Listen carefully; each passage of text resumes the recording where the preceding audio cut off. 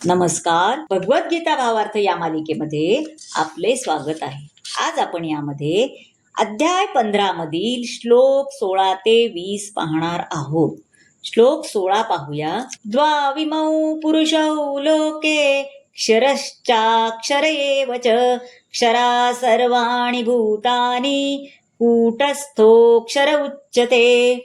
पुरुषौ म्हणजे जीव, एव म्हणजे निश्चितपणे, कूटस्थ म्हणजे एकत्वामध्ये, उच्चते म्हणजे म्हटले जाते, च्युत म्हणजे क्षर आणि अच्युत म्हणजे अक्षर, असे जीवांचे दोन प्रकार आहेत. भौतिक जगतात सर्व जीव च्युत असतात आणि आध्यात्मिक जगतात प्रत्येक जीवाला अच्युत म्हणले जाते. या ठिकाणी भगवंत सारांश रूपाने वेदांत सूत्राचे निरूपण करीत आहेत. ते म्हणतात की असंख्य जीवांचे दोन वर्गामध्ये विभाजन करता येते. जेव्हा ते भौतिक प्रकृतीच्या संपर्कात असतात तेव्हा त्यांना जीवभूत म्हणले जाते. त्या ठिकाणी क्षरा सर्वाणि भूतानि दर्शवितात की ते च्युत आहेत. तथापि जे भगवंताची एक रूप आहेत त्यांना अच्युत म्हटले जाते. भौतिक जगतात जीवामध्ये जन्म, वाढ, उपस्थिती, जनन, क्षय तथा विनाश हे 6 विकार होतात. हे विकार भौतिक शरीराचे आहेत.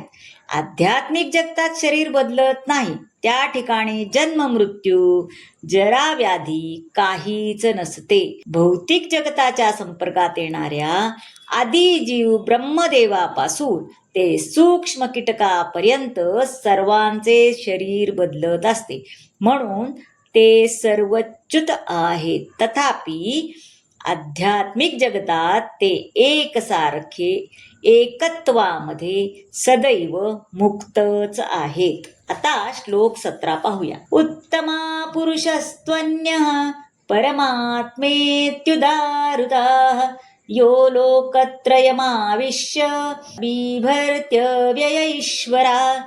पुरुषः म्हणजे पुरुष, अविश्य म्हणजे म्हटला जातो, बिभरती म्हणजे पालन करीत आहे. या दोहो व्यतिरिक्त एक परमपुरुष परमात्मा आहे, जे स्वतः अव्ययी भगवंत आहेत आणि तेच त्रिलोकांमध्ये प्रवेश करून त्यांचे पालन पोषण करीत आहेत.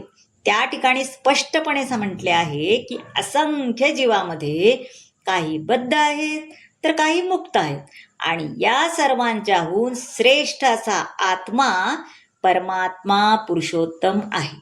सर्व जीवांना त्यांच्या त्यांच्या कर्मानुसार भोग प्राप्त करण्याची सुविधा उपलब्ध करून देतो आणि त्यांचे पालनही करतो.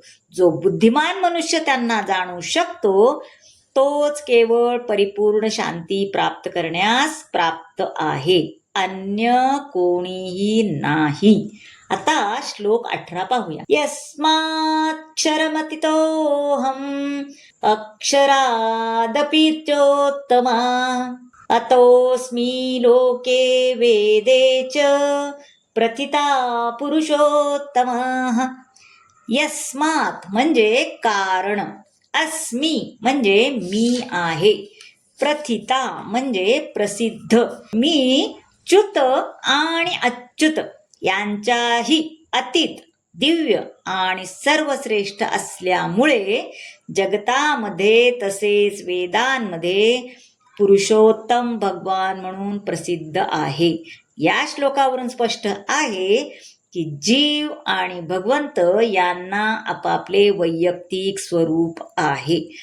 बद्धावस्थेत असोत किंवा मुक्तावस्थेत असोत, परिणामकारक दृष्ट्या जीव भगवंताच्या शक्तीपेक्षा वरचढ होऊ शकत नाहीत. परमात्म्यालाच पुरुषोत्तम म्हटले जाते. परमपुरुष आपले तेज प्रदर्शित आणि प्रसारित करीत आहेत आणि हे तेज म्हणजेच सर्वश्रेष्ठ प्रकाश आहे. सत्यवती आणि पराशर मुनींचे पुत्र म्हणून प्रकट होऊन ते स्वतः व्यासदेवांच्या रूपात वैदिक ज्ञानाचे विश्लेषण करतात. आता श्लोक 19 पाहूया. यो मामेवमसम्मूढो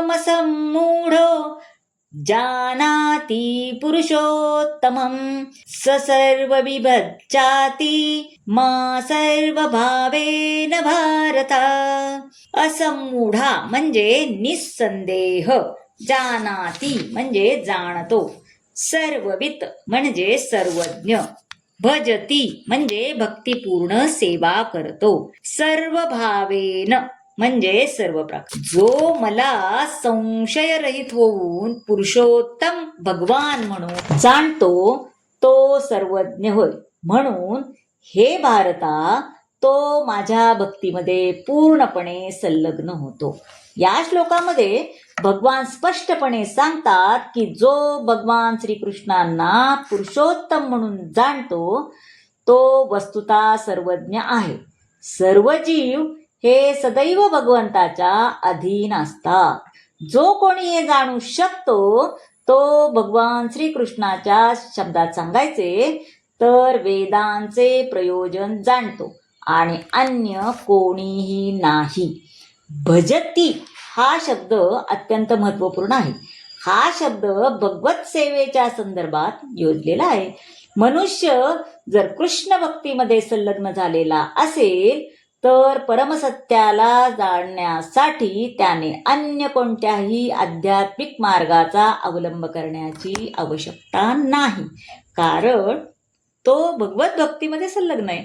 तथापि शेकडो हजारो वर्षापर्यंत तर्क करूनही जर मनुष्य श्रीकृष्ण हेच पुरुषोत्तम भगवान असल्याचे जाणत नाही आणि त्यांना शरण जात नाही तर त्याने इतक्या जन्मापर्यंत आणि वर्षापर्यंत केलेला तर्क म्हणजे केवळ निरर्थक कालापव्यय आहे.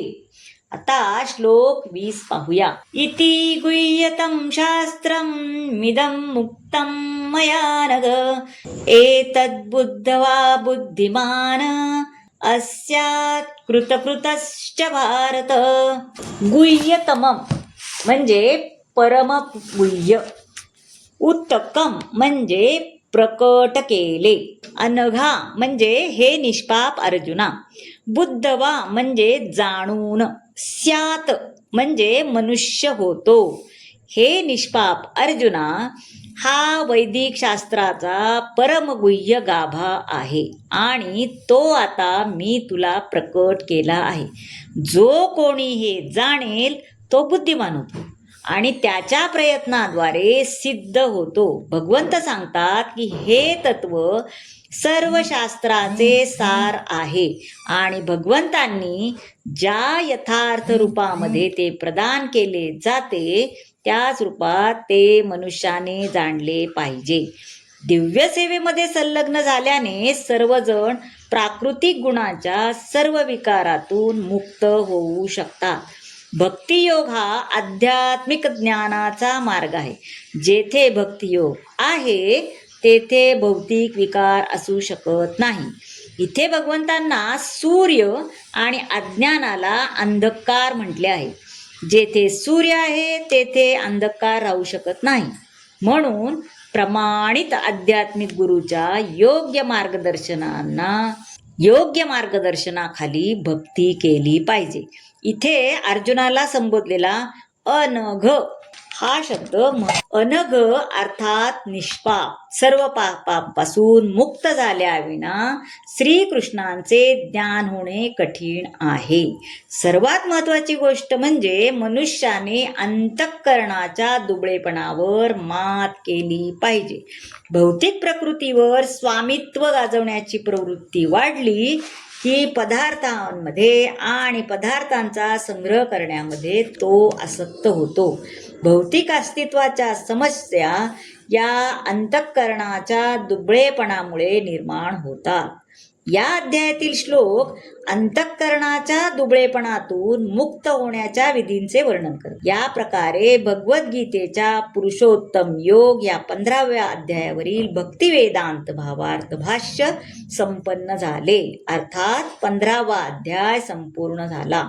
तर मंडळी, हा पुरुषोत्तम योगाचा हा भाग तुम्हाला कसा वाटला नक्की सांगा. आवडला असेल तर लाईक करा, शेअर करा, सबस्क्राईब करा आणि कमेंट जरूर करा. धन्यवाद.